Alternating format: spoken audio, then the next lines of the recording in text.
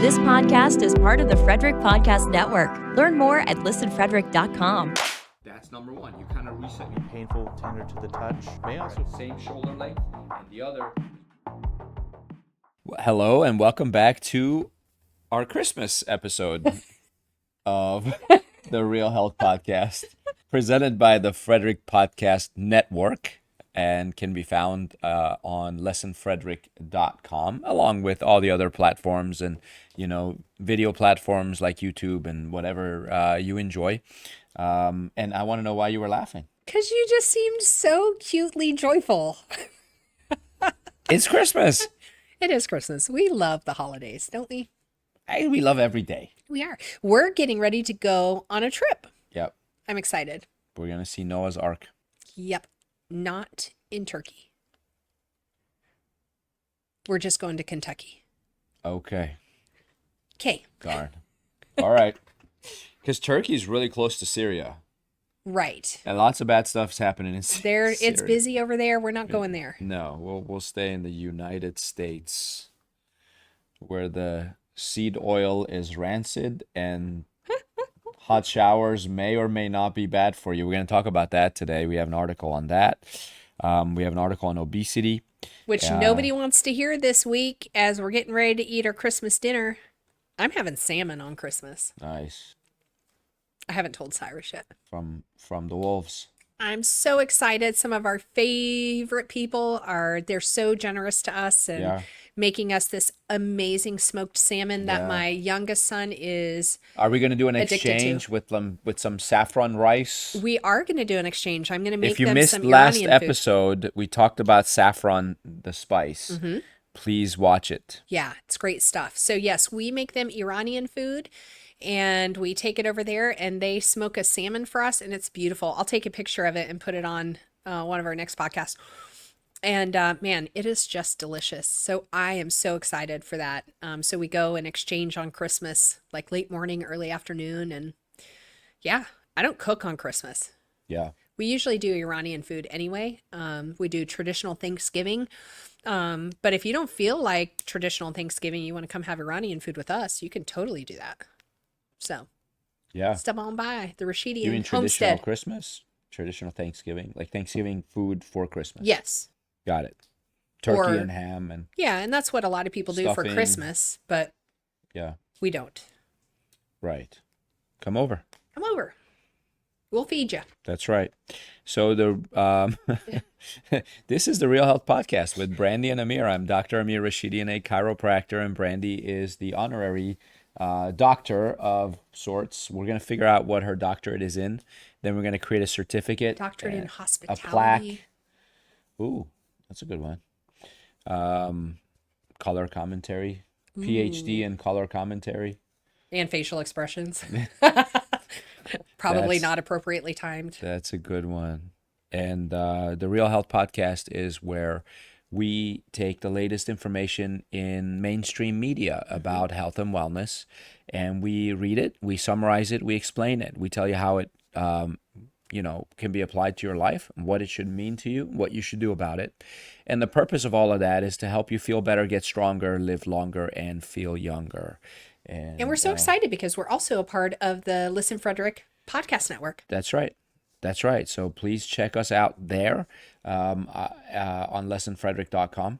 And you know what? I think you should support all the podcasters on listenfrederick.com. But let us be your favorite. That's right. Give everybody a like. Give us 2 likes. I'm considering starting another podcast. Yeah. Isn't that going to be fun? Stay tuned. I'm not even going to tell you what it is yet. But it's going to be different. And it's going to be good. And it's not health related. Okay. It's going to be different. Non-health related. So it's going to be fun. Just be looking for that. All right. Okay, let's talk about health though. Let's do it. And this article is actually, I think all of our articles today are New York Times. Well, because they seem to say some controversial, funny things. And I like That to, they do. I think FDA is still our favorite people to mess with. But then like after that, it might be the New York Times authors. Yeah. I don't know. There's so many people we like to. We like to tease a little bit. We've been stepping on toes. We did. We got We've been in. Yeah. We got banned. That our was appeal great. got denied in like 10 minutes. Seriously? Which means I don't think you looked at it. That's right. So maybe you could go back and re-look at that Yeah. appeal. So we have 2 episodes ago, not the last one, but the one before. You can only listen to it on other platforms, not YouTube. Yeah. And but listen, give it lots of traffic, so Yeah. YouTube will be jealous for taking it down. We said nothing bad on it. We said nothing wrong. We said, actually repeated what other people said. Yeah, and their videos are still up. So we got banned for quoting someone else who said what we said on YouTube, and their video is not banned. And it's still up. And we literally played a clip of their video from YouTube. So we actually would be helping YouTube. Anyways, we still appreciate YouTube because they allow us the platform of being able to, share our information. Sometimes, obviously. And I think this is the second or third time our video has been taken down. Mm-hmm. Well, that just second. Okay. I just got the 2 fingers from Sean.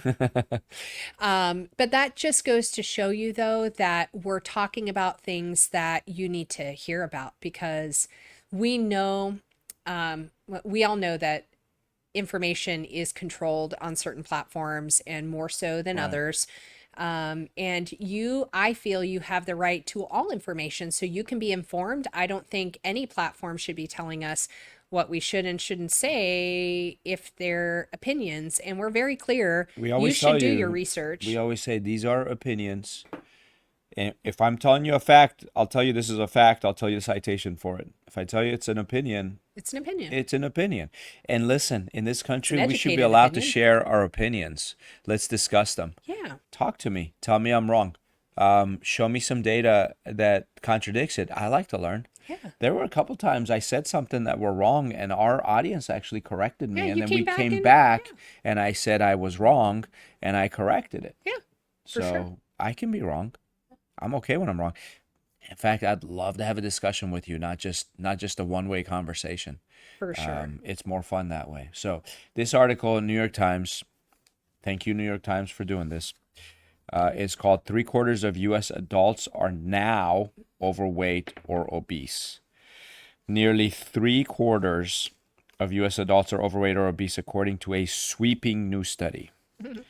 The study, published on Thursday in The Lancet, which is a respectable, reputable journal, reveals the striking rise of obesity rates nationwide since 1990. Guess Guys- what happened in 1990?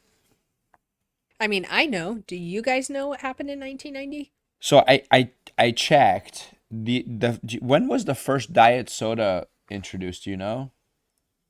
Well, I mean, I know they were around in the 70s and early 80s. That's right. So, I think 1949. wow. Yeah, check me on that. I'm not sure, but I think it was 1949 was the first diet soda, and I won't say what the brand name was. But 1990 is when the sugar-free movement Yeah. became a thing. It was like a revolution because in the 80s everything was anti-fat. Right. They said fat's bad for you. Starting in the 80s, fat's bad. Pull the fat. Nothing should be fat. Everything went fat-free. There was a big boom in the fat-free industry, right? And rice cakes became the most popular food. Oh, yeah. You remember rice cakes? But then we all put butter on it. Here's fat-free rice cake. Let's put some butter on it. Yeah, nothing wrong with butter. We'll Butter's talk good about for that you. next week, actually. With seed oils. Yes. was a weird- We're going to chat about I don't that know why I one. winked at them when we said seed oils. You're a PhD in facial expressions. There we go. And so, but yeah, in the 80s it was fat free. So then in the 90s they announced it's not the fat, because when they pulled fat, what happened? Heart disease went through the roof, and obesity increased. So then they said, okay, we figured it out. It's not the fat, it's the sugar. So everything needs to be sugar free. Although what's funny is they actually never said it was not the fat. So they kept that going. That's true. And then they go, wait, there's a bigger culprit. Yeah. And that's sugar. That's Stop sugar. the sugar. Yeah, so sugar free came out. Everything went low fat, sugar free. And but then that's when diabetes increased. Yeah. diabetes wasn't increasing as rapidly as it was the minute they went sugar-free. So, Well, because they didn't take sweetness out of things, right. right? All they did was replace sugar with a chemical That was sweet. that was sweet. And we've talked before about how the body receives It was information. funny. And Monday night, we were sitting at our son's basketball game, and in the concession booth, where you weren't sitting with us, right? So a little kid went up to the concession booth and said, "Do you only have fake sugar?" And the gentleman who's the chef, the Yes, main chef there, Jeremy. he goes, "It's not fake sugar. These are called artificial sweeteners," and gave him a little lecture on. But it was loud because the arena was quiet at Yeah. the time. So it was loud. We could all hear. Which really warmed my heart because 2 weeks ago I gave him a little education on Pam That's right. versus butter. And so we have since, I was so proud of him. Thank you, Jeremy. I told him my big concern with using Pam, because we're using it on stuff, that I didn't think we should be using it on. And he did his research and he pulled it out. And he's decided not to use it as he was using it. He's not even using it on pans anymore. He went and got some oil misters and is now actually using real oil or butter, and he's gotten rid of that. Nice. And I was really impressed because I'm super direct. Kudos to the school too, because Yeah. it's most likely more expensive. Yeah. But they're willing to do it because they care about the kids and the health of the kids. So it's Yeah. powerful. And you just keep in mind what she just said is, he didn't just take her word for it. He went and researched. did the research, looked it up, studied it, and he could have come back and said you're wrong, which we're okay with. Or But he would have been wrong. Sorry. Brandy is never wrong. I learned that 19 and a half years ago. Exactly 19 and a half years ago. I'm wrong sometimes. And you're correct about that. This is a fun game. Although we don't mention it when she's wrong. We just turn around and walk away. We keep going. It's not about being wrong, it's about how wrong you are. So it says obesity, striking rise in obesity rates nationwide since 1990, when just over half of adults were overweight or obese. Can you believe that? In 1990, half of American adults were obese or overweight, and Now 3/4. shows how more people are becoming overweight or obese at younger ages than in the past. Both conditions can raise the risk of diabetes, high blood pressure, and heart disease, and shorten life expectancy. Okay. I'm just wondering if we're supposed to be surprised at the track, at how we're tracking. Yeah. I mean, with all the articles that we've done on our food sources and So how long ago was 1990? That's 34 years ago. you're the mather. 34. 24 plus 10. I know what not to use my brain on. Go ahead. So 35 years ago, less obese, but still a lot of obesity. Mm-hmm. What would have changed in those? Because they talk about genetics. Oh, it's I not go, genetics. You're telling me in 34 years, your genetics changed. What, are we all mutated? Well, I mean, if you buy into evolution, I What- guess how- you could how many- maybe think down How that many road. years is a generation? Is it 20 years? Every generation is 20 years? Because like babies become adults every 18 years. So was that what they call a generation? To Like look back Gen on Z, the- Gen Y, how many years apart? Baby boomers. Sean's going to fact check us on that. He's going to look at that and tell us. All right. It says they were particularly alarmed by the steep rise among children, and more than 1 in 3 of whom are now overweight or obese. 1 in 3. Mhm. That means if you have 3 kids, 1 of them is overweight. Without aggressive intervention, they forecast the number of overweight and obese people will continue to go up, reaching nearly 260 million people in 2050. And guess what? Big Pharma is so happy about that. Oh, yeah. They're like, Don't worry. yeah. They have the solution to the obesity problem. you know what I say? Listen, this is one of those things that they can get people upset. Or get episodes pulled down. Did you find the answer? 15 to 20 years.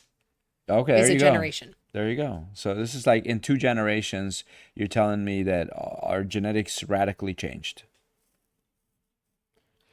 I will tell When you they that our say toxic load has evolution, increased. They say evolution takes millions of years. Correct. Which like we don't think the Earth has been around for millions of years, but whole different discussion. Some of you know what I'm talking about. Okay. Now, the thing is, they changed the definition of obesity. Right. Because it used to be obesity was the result of being unhealthy. Now it's called its own disease. Correct. And they're saying it's not your fault. Well, And yeah. it's nothing to do with lifestyle. It has to do with your physiologic makeup and your genetics. Because what does that conversation create? No accountability. It creates dependency. And it allows them to prescribe. Yes. Is it, you are now diagnosed with obesity. Well, if we tell people that it's not their fault, then they don't have to change their habits. Yeah. Right? People, highly processed food, a lack of exercise, a lack of sunshine, a lack of good water, it creates fat. Lack of toxins. Yeah, Lack of processed foods. But I mean, we have so many toxins that we're inundated with. If you just remove the toxins that you can control, which is what you put into your body, you can't control what you breathe. You can control what you put on your body and in your body. So if you just did that and took that responsibility, because nobody else is putting the Kit Kat in your mouth, nobody else is putting that refined sugar, nobody else, those are all choices. Do I think our government should be better about clearing the chemicals and the highly processed food? Yeah, but we have to be responsible for that. So we wonder why obesity is increasing in kids. It's because everything has high fructose corn syrup in it. Everything has food dye. Like all the processed foods, like corn syrup. What do we expect to be the outcome if we're predominantly eating fast food and ultra processed foods? This is the outcome. Yeah. It is not your genetics. This is the this result. is your outcome. Yeah. Which is the 2 philosophies in health. One says outside in, the other says inside out. Right. And there are other countries that do not have the obesity issue we have. Right. What is different? Their food. Oh yeah. Well, we talked about that with the food babe. So this doctor who was a co-author on this research, she is Dr. Marie Ying, is associate professor at the Institute of Health Metrics and Evaluation at the University of Washington School of Medicine. Her and her co-authors wrote that existing policies have failed to do enough to address the crisis, adding that major reform was needed to prevent it from worsening. The paper defined overweight adults as those who were age 25 and over with a body mass index of over 25, and obese adults as those with a BMI, body mass index, at or over 30.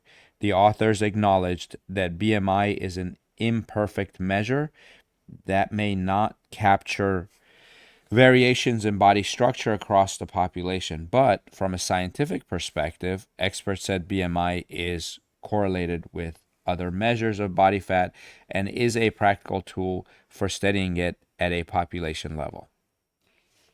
I mean, I'm not a huge BMI fan either. I do think it's a really hard thing to gauge for all individuals. I don't think it doesn't give the full picture for sure. Now, do I think everyone should know what their overall body fat composition is and what their muscle mass is and their bone mass and how all of that tracks? I think that is so valuable. And there are great places that you can actually get that information. I think that should be something that the government makes like a part of everyone's routine care or medical providers. I think that would be super valuable. I agree. Well, and it's basically dependent on height and weight. Right. So I remember in chiropractic school they were talking about. I said that the general consensus is for males it's 105 pounds for the first 5 feet of height, and an additional 5 pounds per inch after that. For women, it was 100 pounds for the first 5 feet and 5 pounds per inch after that. So if I'm 5'10", we'll say that a little over, but let's say 5'10". So that means 105 plus 50 pounds. So for me to be at healthy body weight, I should weigh 155 pounds. Seems a little thin. I mean, I'm thin. I weigh 171. Yeah, and you have a lot of muscle. Right. So you're gonna say I'm unhealthy? No. Wow. So anyway, that's the problem with BMI. Adults between where are we? Oh, Second page. rates of obesity doubling in adults between 1990 and 2021 to more than 40%, and nearly tripling to 29% among girls and women aged 15 to 24. Yeah. Obesity will result in up to $9.1 trillion in excess medical expenditure over the next 10 years. Obesity increases the likelihood of numerous metabolic conditions and their associated complications, including high blood pressure, type 2 diabetes, liver disease, kidney disease, heart attack, and stroke. It is also linked to infertility, cancer, and poorer mental health outcomes. So why is it when we're talking about obesity and trying to get more people on more obesity drugs, we are willing to say that cancer is a result of an unhealthy body? But when it comes to just treating cancer, the American Cancer Institute and all those people say, oh no, cancer is mostly genetic. Right. Well, because I think the risk is to the bottom line. If every single American actually took responsibility for their health and were cautious about what they put into their body, the food companies are going to take a huge hit. When people are not eating ultra processed food and are cautious about the toxins that they are willing to put into their body and the food they're willing to put into their body, disease process goes down in the body. Yep. Because inflammation goes like it's so cyclic. So then what happens if people are no longer as sick? They are not taking as many pharmaceuticals because there's not as many problems that they're encountering. And if they're not as sick and they're not taking as many pharmaceuticals, there's not as great of a need to have a bed in a hospital. So do we all see? Like it feeds the system. Yeah. It feeds the system. And then when viewpoints change, it's typically because of some evidence or data that comes Correct. out, right? So they go, oh, we used to think that catching a cold was because a demon possessed you. And now we found that there's actually germs that can cause the cold symptoms. How do we know that? Well, we can see them under microscopes and all this stuff, blood tests, whatever. So now it says, while the prevailing viewpoint once was that obesity was merely a problem of calories in and calories out, and that people simply needed to eat less and exercise more to lose weight, the reality is much more nuanced, Dr. Armstrong said. But it was never just about eating less. Comes from genetic, physiological, and environmental interactions, she said. It's not the fault of any one individual who has the disease. Be a part of the solution, doctors, not a part of the problem. Stop telling people false information. That is so untrue. How is that not misinformation? Right. Gosh. And by the way, The sad part is I think they actually believe that. that's the thing. That's what I'm saying is, so you change your viewpoint on what causes obesity based on what? Based on the fact that here's the data they're looking at. They're like, oh, these people have very hard times losing weight. And so that means it has nothing to do with eating less and exercising. Well, and like I said, it's never about eating less. right? That was also a common misconception all those years ago. Yep. It's about eating the right foods Yep. at the right times Yeah. for the activity levels that you're engaging in. You cannot go to the gym, not eat anything, lift heavy weights, go on with your day, and expect to have a good result. Yeah. Right? You're not going to build the muscle you need. You're going to be prone to injury. So they say 2,000 calories a day, right? So which is, Maybe average, but there's so much that goes maybe, into that. but it's different for each person. First off, secondly, you can get those 2,000 calories by eating, let's say, chicken breast and broccoli, You could also which get is it by actually eating a chocolate. lot of food. Or you can eat table sugar, which is like A lot less. several teaspoons of table sugar. I don't know how many. You A won't get dozen the protein, teaspoons but- will give you 2,000 calories a day. Or you can eat mayonnaise, which is like a couple tablespoons, I think, of mayonnaise will give you 2,000 calories. And but you just got 2,000 calories. Right. But is that the same thing? There's just vastly different things. So it's number one, how you eat is more important than what you eat, and number two is what you're eating, not how much you're eating. Well, what's funny is the next paragraph said there are many potential drivers behind skyrocketing rates. The availability of ultra-processed food. It's not the availability of it. Well, that goes with what he's saying, environmental situations. I'm like, well, yeah, if it's available, it's like if you're surrounded by marijuana, you're supposed to smoke as much as you want. I guess. Or if you have availability to lots of alcohol, then you have a right to drink as much as you want and get really sick, Well, you do, but then you have to own it. And you're right. He talks about, the article talks about challenges to accessing fresh fruit and vegetables, an increase in sedentary online activity.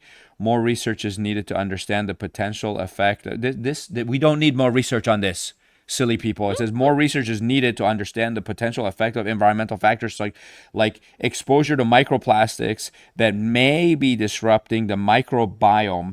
Dr. Armstrong said, what about hormones? Right. They destroy your hormones. Right. Sperm count is drastically low in men today than 30 years ago. Right. Testosterone levels have plummeted in men. Yeah. Many social drivers of health outcomes like food insecurity, access to transportation, income, employment, and level of education also play a role, she said, especially for Black, Hispanic, Indigenous, and low-income people who experience obesity at higher rates than white and middle-class people do. Tell me why. Why is it Black, Hispanic, Indigenous, and low-income people who have higher obesity levels? I cannot answer that. The only thing that I can say is that what we have done is we have, in order to push these ultra processed foods, we have made those cheaper than being able to have access to fresh fruits and vegetables and meats that are not inundated with extra hormones and things like that. We've made that so much more expensive to get the good stuff, right? That maybe people can't budget for that. I can tell you our food bills are astronomical. Oh yeah, especially over the past few years, past 2, 3, 4 years. You would be most of my trips, if I have to go to like a Costco or something, I can't walk out of there for under $500. Oh yeah. So I try not to even go every week anymore because it's just so much. But even walking out of some of the other stores, it's expensive. So I can understand the access to the funds for healthier foods because we've made all the cheap ones the unhealthy ones. And why have we done that? Yeah. Is that purposeful? But it bothers me when they say Black, Hispanic, and Indigenous. Sure. Because are you telling me Hispanics in South America are just as obese as Hispanics in the United States? No, I bet you they're not. They're lumping Are you them telling because, me blacks in Africa are just as overweight as blacks in America? Right. I bet you not. I actually heard someone speaking on a it was on a short this last week, and they said, they were really, it's an African American person who was speaking, and they're tired of hearing these statements because they said, it really depends on what you're looking at. If you're looking at like an African American, home with two parents, they are comparable to every white family, income wise and all of that. There is little to no discrepancy. So you can't take any of these blanket statements like that, or taking an entire group of individuals and lumping them in, because it's not all of them. And listen, I don't think race has anything to do with it. I don't think ethnicity has anything to do no, with income it. does. Income has But that's across the board. Has a whole lot to do with it. Yeah, whole lot, because it's cheaper to go get something fast food or get something that's not good for you. And then there's another one, like in young girls and women age 15 to 24, the rates are growing rapidly. Right. And again, I go, why women? And I think it has to do with hormones again. These young women have different hormone panels and profiles than Right. older And there's women. so many, we're talking about foods, cosmetics. We have so many chemicals that we're inundated with that are endocrine system disruptors. Yep. It is no wonder we're having these issues. But I will tell you, if you want your kids to be healthy, then reduce the amount of high fructose corn syrup, reduce the food dyes, and that alone. Soda, energy drinks, Yep. just stop those. Candy, Yeah. chocolate, just cut those out. Don't eat stuff that are But processed. no one is going to be able to reduce 100% of the sugar and the chocolate for their kids, right? Our kids have that stuff too. Yeah. But it's about your overall consumption, right? If the vast majority of things don't have that in it, they can take the hit. I'm going to say something that probably will bother a lot of people. Eating healthy. You ready for this? Eating healthy is an act of self-love. You love yourself. It's an act of I'm not saying it's an emotion of self-love. Right. You can love yourself, right? Emotionally. How are you acting on that? Right.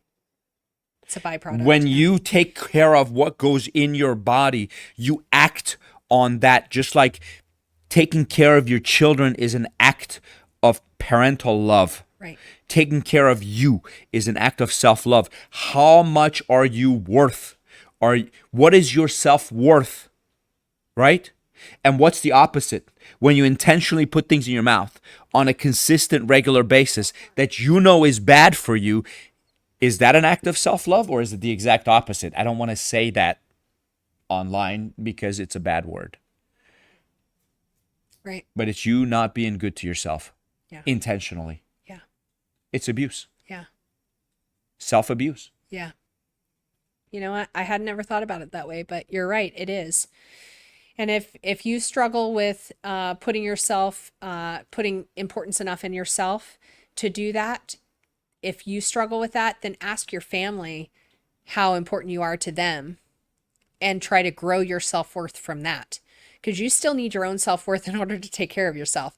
You can't always just bank on the worth other people have in you. It's not sustainable. But if you can create your worth from what your family thinks of you, from what God thinks of you, that's where the secret sauce is, people. 100%. And it has nothing to do with obesity. Some of the healthiest people I know are slightly overweight, and some of the sickest people I know are skin and bone. They're Right. skinny. They don't have much body fat. Right. So it has nothing to do with health. Right. It's just one parameter. Yep.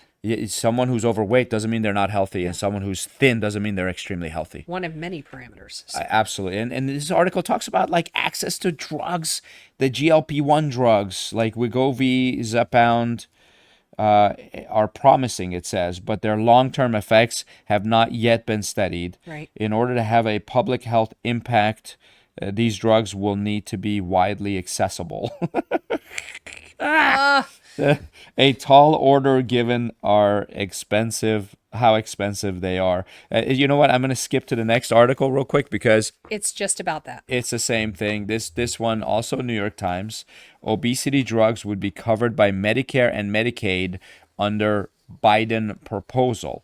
The Biden administration, in one of its last major policy directives proposed on Tuesday that Medicare and Medicaid cover obesity medications, a costly and probably popular move that Trump administration would need to endorse to become official. The new obesity drugs, including Wegovy from Novo Nordisk and Zepbound from Eli Lilly, have been shown to improve health in numerous ways, but legislation passed 20 years ago prevents Medicare from covering drugs for weight loss. The new proposal sidesteps that restriction, specifying that the drugs would be covered to treat the disease of obesity and prevent its related conditions. You know, if they put everybody on that show Survivor, Right.